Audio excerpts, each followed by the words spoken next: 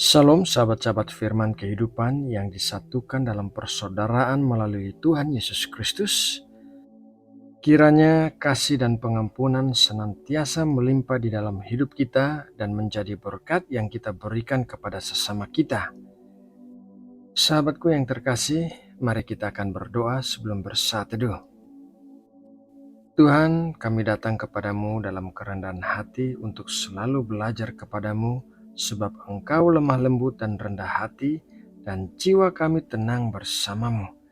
Di hari yang baru ini, kami bersyukur karena Engkau masih menopang kami dengan kasih karunia-Mu yang melimpah, dan Engkau masih memberikan kesempatan bagi kami untuk belajar firman-Mu.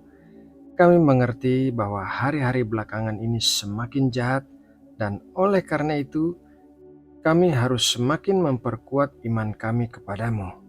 Berbicaralah kepada kami ya Tuhan, dan berikanlah kami hati yang bisa mengerti.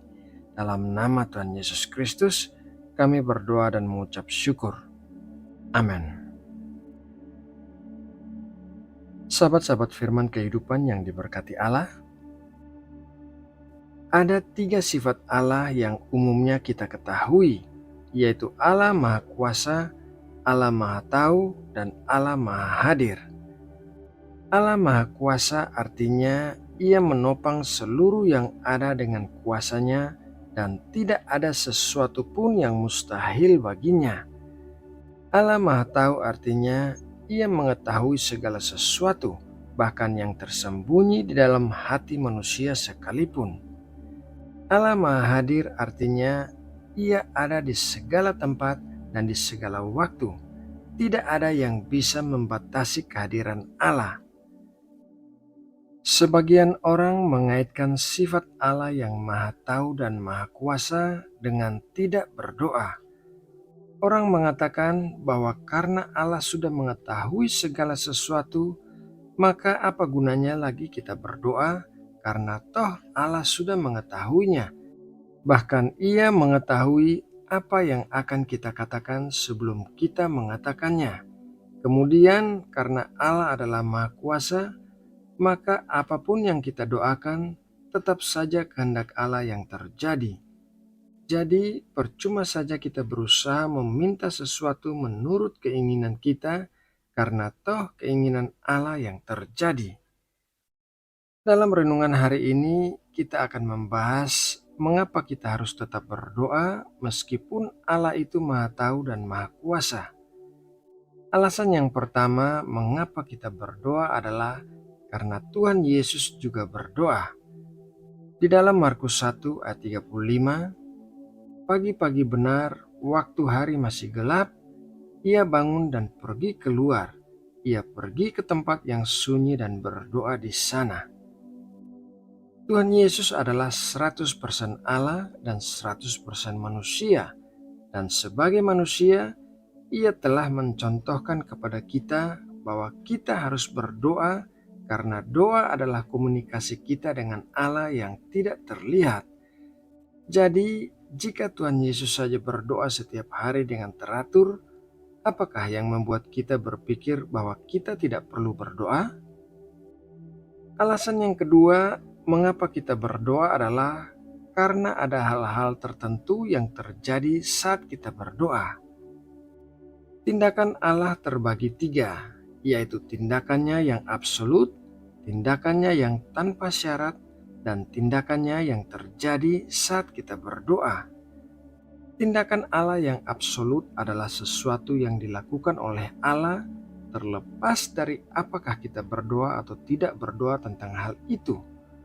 Contohnya adalah rencana Allah tentang penebusan melalui Tuhan Yesus pasti terjadi meskipun manusia berdoa atau tidak berdoa tentang hal itu. Tindakan Allah yang tanpa syarat adalah sesuatu yang dilakukan oleh Allah tanpa perlu kita minta dalam doa. Contohnya adalah kasih Allah kepada setiap manusia diberikannya tanpa syarat dan tanpa diminta oleh manusia itu. Kita tidak perlu meminta agar Allah mengasihi kita, karena memang Allah sudah mengasihi kita dan selalu mengasihi kita terlepas dari tindakan apapun yang kita lakukan, kasih Allah kepada kita tidak pernah berubah.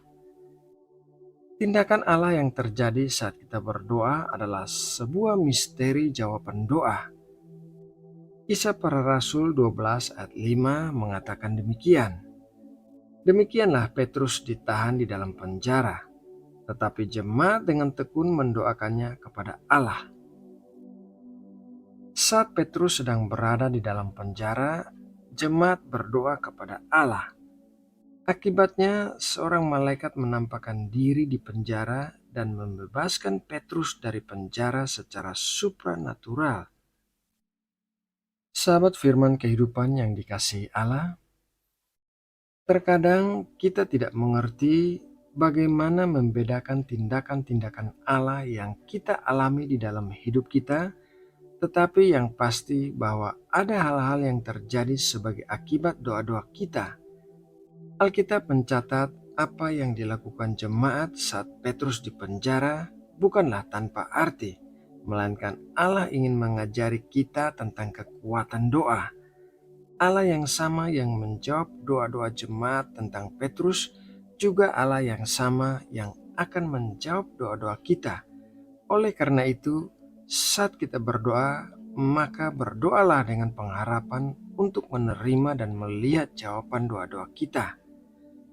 Nah, sahabatku, demikianlah renungan firman Tuhan hari ini. Kiranya setiap benih firman Tuhan yang kita terima di dalam hati kita akan menjadi pohon-pohon yang bertumbuh dan menghasilkan buah-buah yang melimpah. Mari kita berdoa menutup renungan ini. Bapa, kami tahu bahwa Engkau Bapa yang baik dan Engkau pasti memberikan yang terbaik bagi anak-anak-Mu. Saat kami tidak meminta, kami tetap percaya bahwa Engkau memberikan apa yang kami perlukan karena Engkau mengasihi kami. Saat kami meminta, kami percaya Engkau mendengar dan menjawab doa-doa kami serta memberikan pertolongan bagi kami. Kami percaya bahwa doa bukan saja media komunikasi kami denganmu, melainkan menjadi sarana terjadinya mujizat-Mu di bumi seperti di surga. Terima kasih ya Tuhan buat persekutuan yang indah bersama-Mu hari ini. Di dalam nama Tuhan Yesus Kristus kami berdoa.